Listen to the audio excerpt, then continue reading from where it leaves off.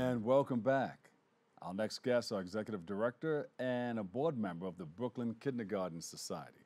And they're with us today to share some information about the new work kids at the BKS and what they're doing and how you can support. We all want to see if we can, people can gather in and support what you're doing. They got the future of our community right in their hands, so we need to get together and help them out. So please welcome to the show, Melisha Jackman and Caliz Diaz. Welcome. Thank you.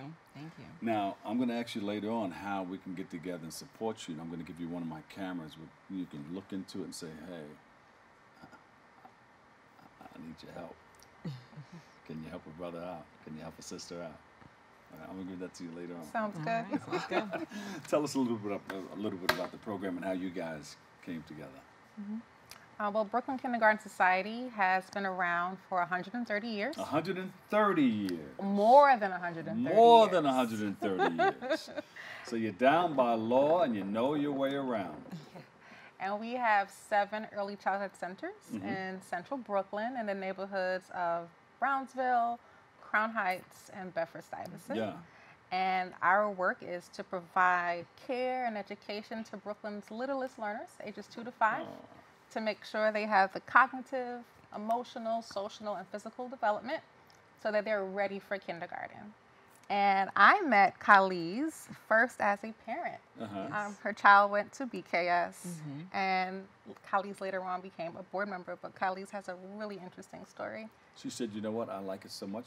Can I be a board member? Or go ahead. You got So what's interesting, actually, one of the centers, the Tompkins Children's Center, is right across the street from my house. So actually, I had a few nieces go to the center when they were little. And then my daughter, Brooklyn, she started attending. And I really became involved. It was during COVID. And that was difficult for everyone in the entire world. And for me, my daughter has a history of asthma. And so I was very focused on sort of advocating for an air purification strategy in the center. I first thought in the classroom, and then I was like, no, she's not the only one that's going to need the assistance. And so I just started writing to open public hearings, in the city, and calling council members and the mayor, and writing to the mayor, the governor. And finally, with a lot of help, now, right? I was relentless. And so finally, a few months later, Mel called me to tell me that the Department of Health and Department of Ed donated 53 air purifiers to disperse around all 7 centers. I was in tears because it was just long nights just writing, just concerned, absolutely. So, with all that effort, we were in constant communication, and they asked me, like, you've done so much already and you're relentless. Like, please join us as a board member. And it's been a pleasure. It's been a pleasure. Caliz is an amazing advocate, and that's what we want for our families, to not only entrust us with their children, but to be partners in this work, to advocate, but also to tap other parents to know that they have voice and agency to do this work in partnership with us. Yeah. So you're in constant communication with not only the elected officials, but the parents. Well, yes. I mean, at the end of the day, our kids are our future. Period in the story. They are our leaders, so we want to make sure that we advocate and we create, a safe space for them to learn, a loving space. And my daughter is fruits of that, for sure. Yeah. So she has graduated. Yes, she's in 2nd grade now. Look at that. Oh. She's in 2nd grade and thriving beautifully. And again, it's BKS really set the foundation for her to grow and love and really enjoy and engage herself in her academics. Of course, the foundation of your education is so very, very important. Give us the mission of BKS. Our mission is to make sure that kids have an equal first step in their education. So we have a STEAM curriculum. So we focus on science, technology, engineering, art, and math. Really thoughtful about our centers. Our children are really grounded in other enrichments like tennis and violin, and dance so that they are prepared to enter kindergarten. So our work is really making sure kids have that strong foundation, but also we have extended hours. So we allow our families to be able to work and have free or very low cost childcare while they can then provide for their families, which is really important to our work. That's why we were established in the first place, to allow working moms and families the ability to entrust their child in a place where they can be nurtured and supported while they earn a living. Yeah, I like it. And, you know, to do it for over 130 years, you got to be doing something right? Yeah, I think so. Yeah. How are you continuing to support high-quality early childhood programs in New York City? Well, right now, I think so much thinking about COVID and some of the learning loss and or just the isolation that kids have come up through and the stress of COVID, we've been focusing a lot more on supporting kids with learning differences and making sure that all children have access and removing the barriers from learning. So we recently, last year actually, opened our sensory gym. I was just going to ask you about that. Tell us about it. So we have a sensory gym at our Weeksville Garden Center and an occupational therapist, and we provide holistic experiences. So basically kids get to play, but play in a structured way where they're working on tactile skills, communication, self-regulation, routines, transition, some of those skills that are essential as they enter kindergarten. And we do that. How important is that? So important, because sometimes notions of challenging behavior can come up, or a child may have a learning difference or maybe neurodivergent, and adults don't know what to do, and sometimes the next step is to other. And we bring families in and bring kids close to us. Like, no, we're going to work with your child. And kids do not necessarily have to have an IEP. We will work with any child. Once there's a recommendation from a family or a teacher, we do this in partnership. And we will work on those skills to make sure kids get that confidence and they get it through their play. And it's good for all kids. And I'm so proud of the sensory gym. So we're having a more inclusive environment for all of our kids.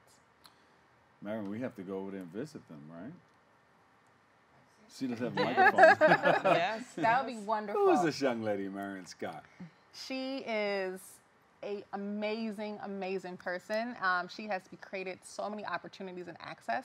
And I met Marion through Caliz. Yes, she is my daughter's grandmother. So she's Brooklyn's grandmother. Yeah. All right. Yes. You know, she works with a lot of wonderful people, especially in not only in childcare but in healthcare.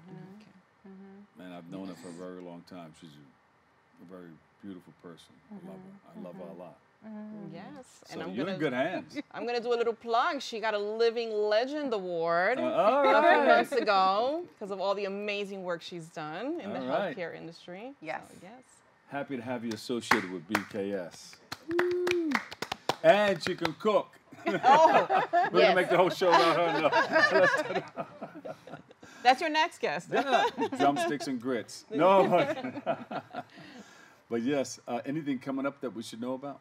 Absolutely. BKS, we are having our largest fundraiser, the Yuletide Ball, which supports our music and movement program, which includes tennis, violin, and dance, and our sensory gym on December 9th at the Heights Casino. We begin at 9 p.m. With light jazz, and then around 10:30 the DJ comes out. And it will be a night of fair, dancing, and a good time to raise critical funds to support these programs so our kids can have everything they need to be successful. How would you like to begin raising funds right now? That would be amazing.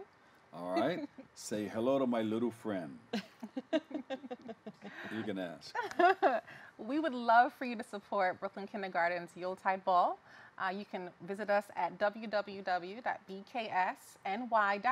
and tap that Yuletide button, and you're able to make a donation to support our cause. All right, Caliz, jump in there. Yes, please come join us. Come ready to not only have a good time, but put your heart, your soul, and if you care to donate, some great donations to this amazing Brooklyn Kindergarten Society to help our future leaders.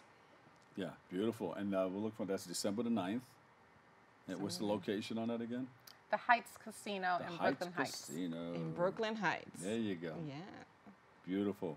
How can people get more involved in maybe enrolling their child Yeah. in BKS? On our website, we have an apply feature, and folks where our locations are all listed. We encourage parents and caregivers to come on out to a center to take a tour, meet the staff, and feel the energy. But all of our information is on our website for our 7 locations across the borough of Brooklyn. And hands-on and a first-person interaction is the best way to go. You get to just feel the synergy and make that commitment. And everything that you need to know is on your website, which is www.bksny.org. Melisha Jackman, Executive Director of Brooklyn Kindergarten Society, and Caliz Diaz, member BKS, board member, director, and former BKS parent, and Marion Scott, best friend of the organization. Rolling up her sleeves. Thank you guys so much. Thank you Thank for you for having having us. us. All right, and Thank come back you. again, okay? Will do. And we got to pay you guys a visit also. Yes. Looking forward to it. Marion, she's been talking about you. She said, Bob, you got to get over there. We'll take a break. We're going to try to do that, okay? We'll take a quick break. I've got more open coming up next. Don't move a muscle.